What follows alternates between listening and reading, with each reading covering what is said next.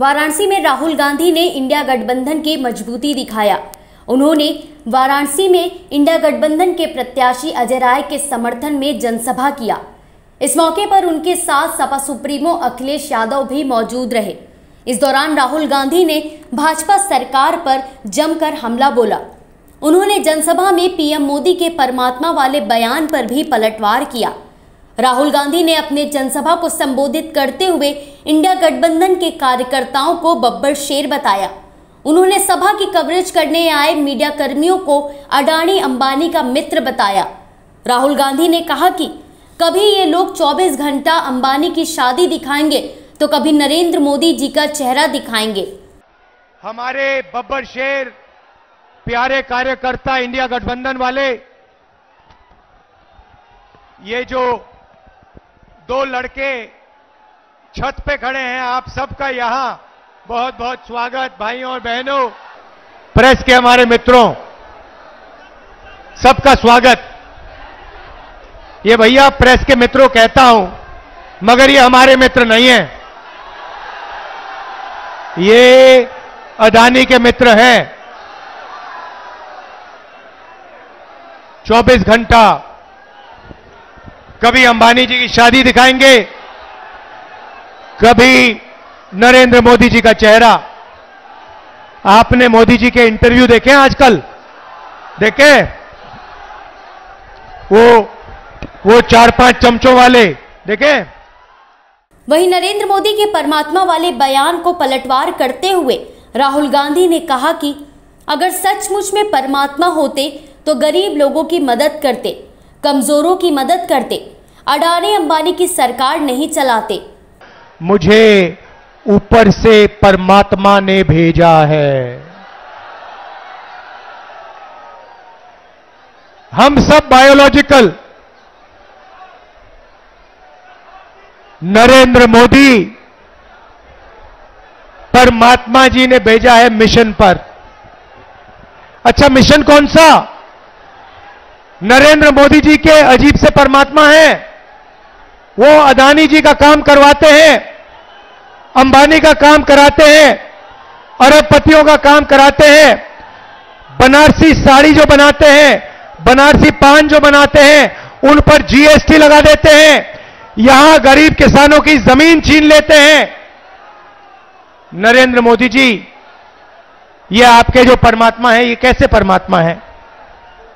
अगर सचमुच में परमात्मा होते तो गरीबों की मदद करवाते, कमजोर लोगों की मदद कराते, अडानी अंबानी की सरकार नहीं चलाते। राहुल गांधी ने आगे कहा कि नरेंद्र मोदी ने अरबपतियों का 16 लाख करोड़ रुपया माफ किया। भाई और बहनों, 16 लाख करोड़ रुपया, 16 लाख करोड़ रुपया अरबपतियों का नरेंद्र मोदी जी ने माफ किया है। मैं आपसे सवाल पूछना चाहता हूं कि कुछ दिन पहले एक 15-16 साल के बच्चे ने करोड़ रुपए की गाड़ी चलाकर 2 लोगों की हत्या कर दी। कोर्ट ने उस बच्चे से 300 शब्द का निबंध लिखने को कहा। मैं आपसे पूछना चाहता हूं कि अगर बनारस का कोई स्कूटर चलाने वाला या टेम्पो वाला किसी को मार देता है तो कोर्ट उससे 300 शब्द का निबंध क्यों नहीं लिखवाता? अमीर घर का बेटा लोगों को मारता है, उससे 300 शब्द का निबंध लिखवाते हैं, और गरीब घर का बेटा किसी को ऑटो रिक्शा या ट्रक चलाते हुए मार देता है तो उससे कहते हैं कि तुम 10 साल की जेल काटो। मैं आपसे सवाल पूछना चाहता हूं, कुछ दिन पहले पूना में अमीर घर के बच्चे ने, 16 साल 17 साल के बच्चे ने करोड़ों रुपए की गाड़ी चलाकर, पोर्श गाड़ी चलाकर 2 लोगों की हत्या की। कोर्ट ने उस बच्चे को कहा कि 300 शब्द का तुम ऐसे लिखो।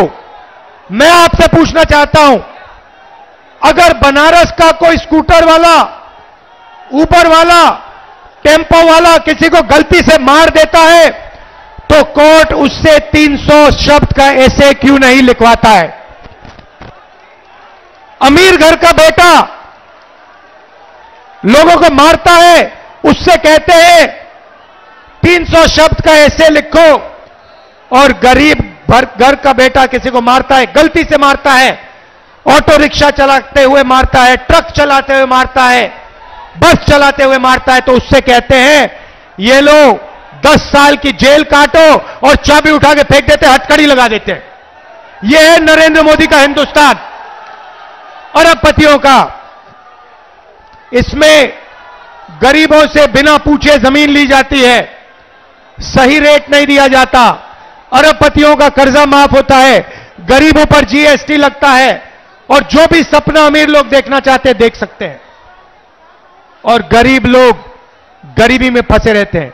उन्हीं चमचों ने नरेंद्र मोदी जी से सवाल किया, कहते हैं नरेंद्र मोदी जी, कहा जा रहा है कि हिंदुस्तान में अमीर लोग अमीर होते जा रहे हैं और गरीब लोग गरीब होते जा रहे हैं, इसके बारे में आप क्या सोचते हो? नरेंद्र मोदी जी ने 20-25 सेकंड सोचा, ऐसे सोचा,